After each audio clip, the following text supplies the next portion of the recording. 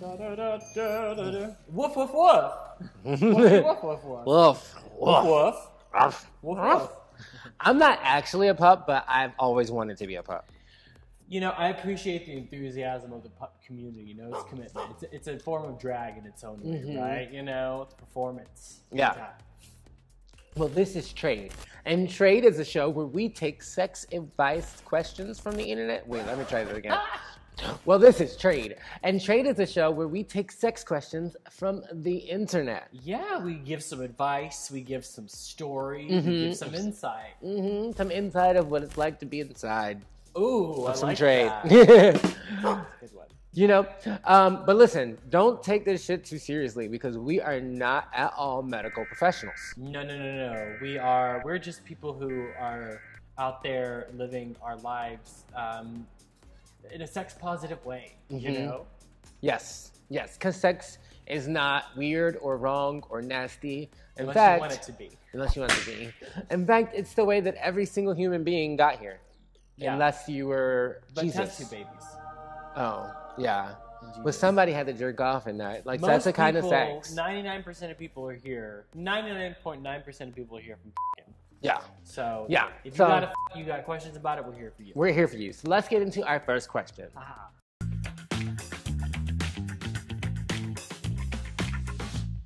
We're all about relationship advice here at Trade. And one of the most important parts of sex is fitting things in small spaces. Yeah. Our first question has to do with just that.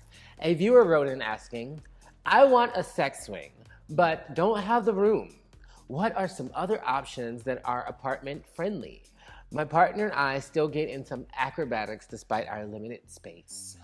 They began some acrobatics in those little apartments. Well, I lived exclusively in New York for 16 years before becoming bicoastal, so I know how to in tiny, tiny places. Yeah, you get like a little corner. Yeah, really. I used to actually also like in my storage unit in New York. Yeah, because like it had this like lock thing, and I would take my tights, my pantyhose, and I would stick it through the lock thing and like pull it closed with me and somebody in it, and I would just hold it. So it wasn't locked from the outside, but I would just hold and I would just rail this kid, and even this guy would come up and he would get railed by me all the time, and then like I'd let him go. Yeah. I've done a lot of oral sex in my storage unit, but did I even close the door for that? I don't think I did, but in my storage unit, like the lights will come on and stuff like that, so you know when someone's coming. But yeah, I exactly. Had a whole backstory. I was like, we're gonna be bringing things up and taking things down. It was like a lot of performance just to suck a dick. And they knew that that you were going in there to. Oh, they knew. Slob it yeah, up for sure. I mean, like, what kind of sex thing are you looking at? You know, like, is it like the standard one where you could sort of like put it up and take it down, or are you wanting to like mount it to the wall? Yeah, kind of stuff. They also have tons of like the ceiling slings that you but can you can't trust that in an apartment. Like I could barely trust like a little plant to hang from the ceiling, you know? Like, oh, you think you're gonna get pounded and it's gonna go even the ones we use for studios are gonna be like the 2 bars kind of thing, so you have to kind of like sometimes hold the bars when you're fucking in there. So you can either get a swing that you can like transport around, like a mobile swing, like if you're setting up a massage table, or just go to like a sex dungeon, dungeon. Or they have the over the door slings too. They have to like hang over the door ones like too. the little pull-up bars, but pull-up bars. That'd be handy. That's like a way to like be right in the little travel space, you know? Yeah. Or if you put up a sling, you could use it as something else in your apartment, right? Yeah. Like put like your spare blankets and stuff. Yeah, like you can make it part of the atmosphere. I like to make all of my drag as part of my decor in my apartment. So there's wigs everywhere and like a little shoe corner and things. Right. People come in, they're like, this is a drag queen. People go into your house, they're like, this is a whore. Yeah.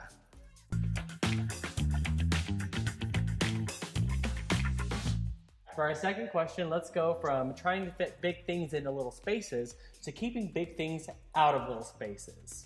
This anonymous viewer wrote in asking our advice on a sticky situation with their ex's friends.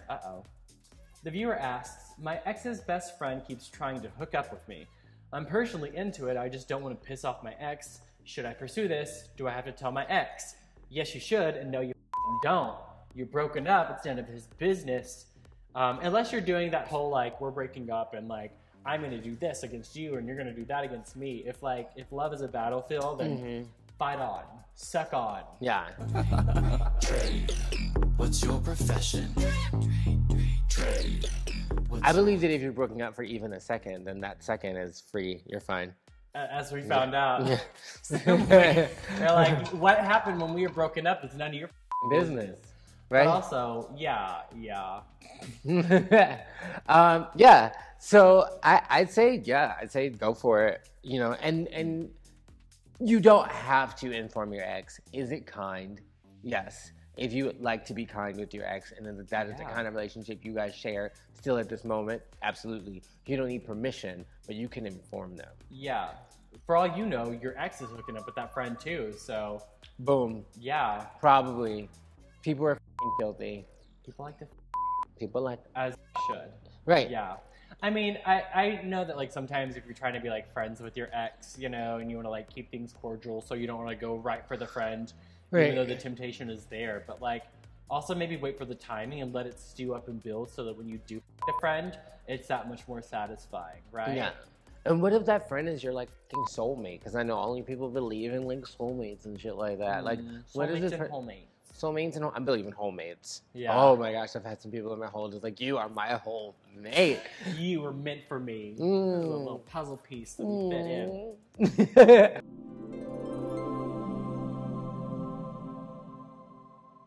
But yeah, I'd say go for it. It's your prerogative if you want to inform them, but you don't need permission and you don't have to. It's not necessary. Right? Yeah. Okay.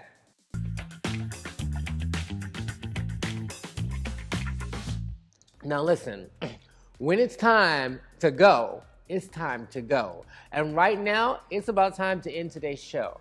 But not before we flesh out one more question down the drain. That's home so dirty. Our final question comes from another anonymous viewer who asked us a question about cleaning out before going out. Oh, sure. I'm good at this. Me too. I love to bottom, but sometimes it takes me a good hour or two to get myself fully cleaned out for my boyfriend because he's huge. Do you have any advice for cleaning out quicker? I've tried pills to keep myself regular before, but they just don't work. Okay. Then you're not doing it. You're not doing it right because the pills definitely work. You're doing a lot of things wrong. Yeah. Okay, from the pills. Like, if you're going to do the pills, you need to do them morning and night. So you, like, keep the bowel movements going, right? And right. You have to do it morning and night. If you miss one day, it's not like any other pill where it's still there. Like, you need it frequently. Frequently, yeah. And then if it's taking you that long to douche, then you're either going too far or you're not getting far enough, right? I get, like, if you're having sex with someone who has a bigger dick, you probably want to douche deeper, right? But if it's a regular sized dick, you don't have to, like, douche all of your, you know. Because then at some point you unleash the floodgate of your bodily fluids. And things get, like... And, like, it's just going to be dirty for an hour. Booty juicy. You know?